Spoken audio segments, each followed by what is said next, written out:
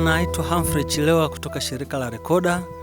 Tumekuja hapa Longido kwa ajili ya kufuatilia shughuli za mradi wa Faith for Restoration ambao unatekelezwa na mashirika matatu ikiwepo Rekoda, Lokeni na WWF. Kwa hiyo tumefika hapa kwa mzee wetu Laigwanani ili tuweze kuona ni shughuli gani ambazo anazifanya za mradi. Karibu mzee, uweze kujitambulisha majina yako na uko katika kijiji gani na nafasi yako ni nini katika eneo hili.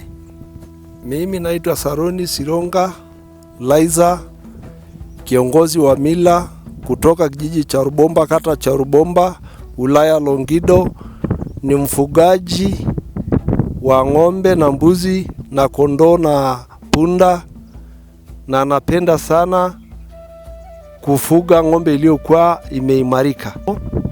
Huku kwetu ilikuwa na gugu ufamizi mno ambaye inahaziri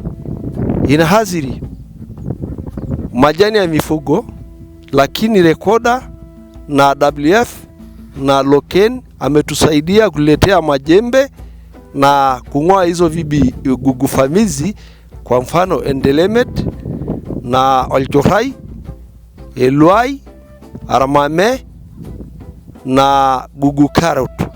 Shirika la WF ametufundisha kufukia makorongo kuanzia barabara kuu ya lami kushuka makazi ya wananchi. Asante sana mzee wangu kwa ajili ya taarifa hizi nzuri. Sasa nitaka kujua kwa kwenye hili bwawa lako, naona hapa mazingira ni makame. Maji baada ya kuyavuna kwa kutumia silanga yanakaa muda gani?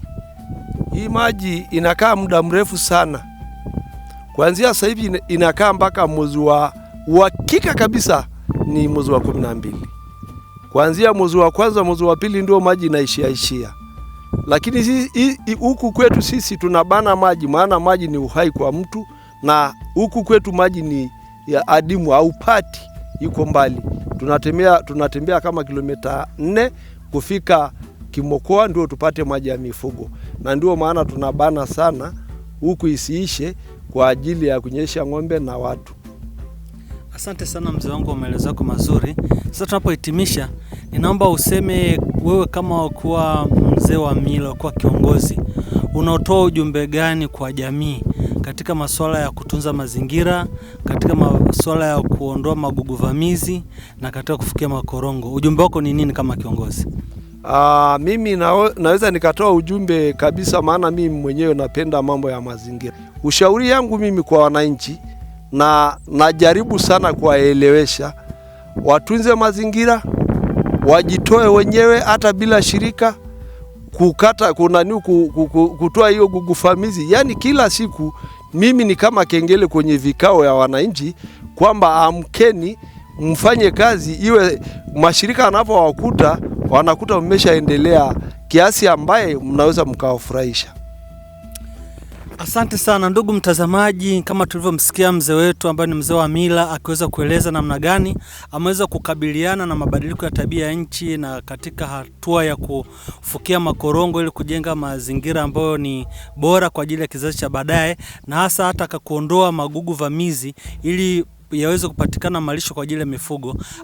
Ameweza kutoa wito kwa jamii kwamba tuweze kuhakikisha kwamba tunazingatia swala hili la utunzaji wa mazingira, yeye kama kiongozi wa mila, ili tuone kwamba tunaboresha mazingira yetu yawe salama kwa ajili ya kizazi cha sasa hata na baadaye. Asanteni hadi wakati mwingine.